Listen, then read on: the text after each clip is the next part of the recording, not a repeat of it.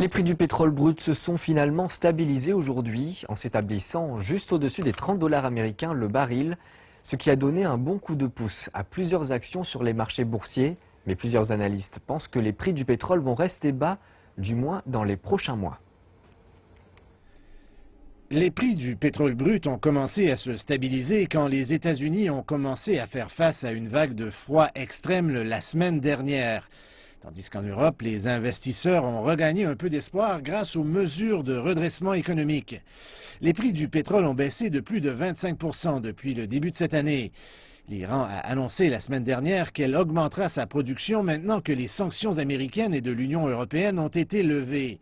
Le prix de référence du baril de Brent a plongé au-dessous des 28 dollars le baril à la suite de cette annonce la semaine dernière, son niveau le plus bas depuis 2003.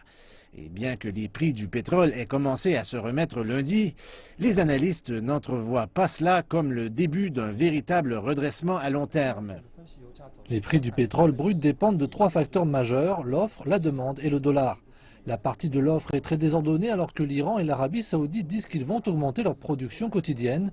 Cependant, la demande de pétrole est faible. La Chine, par exemple, qui a vu sa croissance ralentir, affecte aussi la demande mondiale de pétrole.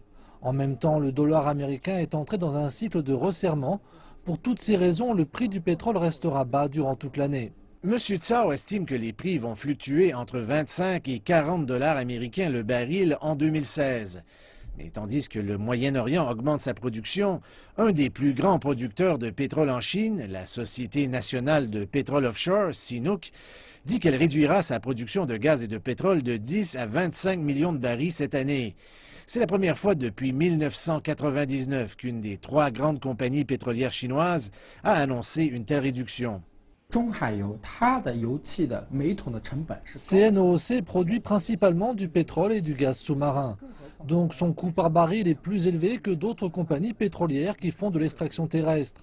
L'entreprise a acheté la compagnie pétrolière canadienne Nexen il y a 2 ans pour une valeur dépassant les 10 milliards américains.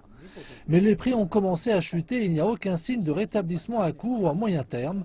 Les scandales récents chez Nexen impliquant des explosions, des fuites et la pollution sont aussi venus hanter CNOOC. L'entreprise doit donc réduire sa production pour économiser de l'argent. M. Tsao croit que les deux autres grands producteurs de pétrole en Chine, Sinopec et PetroChina, ne vont probablement pas réduire leur production cette année parce que les deux entités ont des ressources pétrolières suffisantes et profitent des politiques favorables du gouvernement. La Chine a déjà déclaré qu'elle ne reliera pas le prix de l'essence dans le pays avec ceux du brut dès lors que les prix du pétrole sont passés au-dessous des 40 dollars.